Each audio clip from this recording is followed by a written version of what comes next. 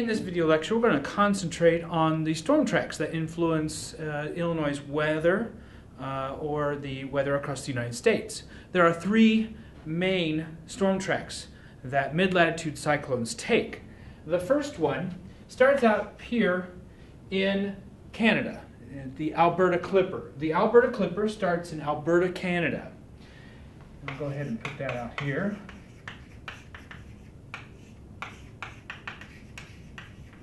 The Alberta Clipper. The Clipper meaning quickly, like a ship.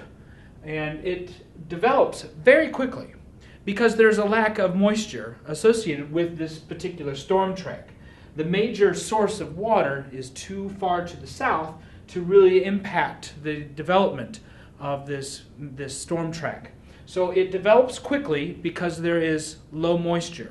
Not much precipitation is associated with this particular storm track. What the Alberta Clipper does is it begins here in Alberta, Canada, and then moves to the southeast, crosses the Great Lakes, and then heads toward the northeast and out toward the North Atlantic. That is the Alberta Clipper.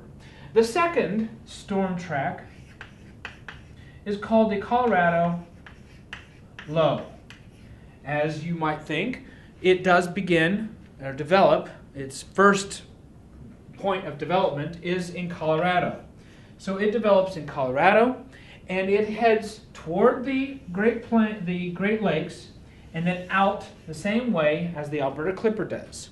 The moisture content of this particular storm track is moderate because it is a bit closer to the Gulf of Mexico. So the speed of development will also be moderate. Moderate moisture, moderate development. All right, so that starts out in Colorado, heads out through through Illinois, through Indiana, Ohio, and out through New England.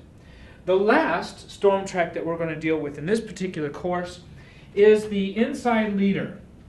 The Inside Leader begins here in the Four Corners region, in between Arizona, New Mexico, southern Colorado, southern Utah. It begins here in the southwest, and it's called the Inside Leader. Now this particular storm track heads toward the Gulf of Mexico and then out through New England. Basically it can be on the east side of the Appalachian or the west side of the Appalachian Mountains. So what we have here, the speed of development is extremely slow because this particular storm track has vast amounts of moisture associated with it because of its proximity to the Gulf of Mexico. So it will develop very slowly because it does have lots of moisture. We can see a lot of flooding events occur along the Gulf Coast when this particular mid-latitude cyclone moves into that area because it moves slowly, it develops slowly, and there's a lot of moisture associated with it. Now, to go back through these particular storm tracks, we have the Alberta Clipper. It begins in Alberta, Canada. It heads toward the Great Lakes and then out through New England.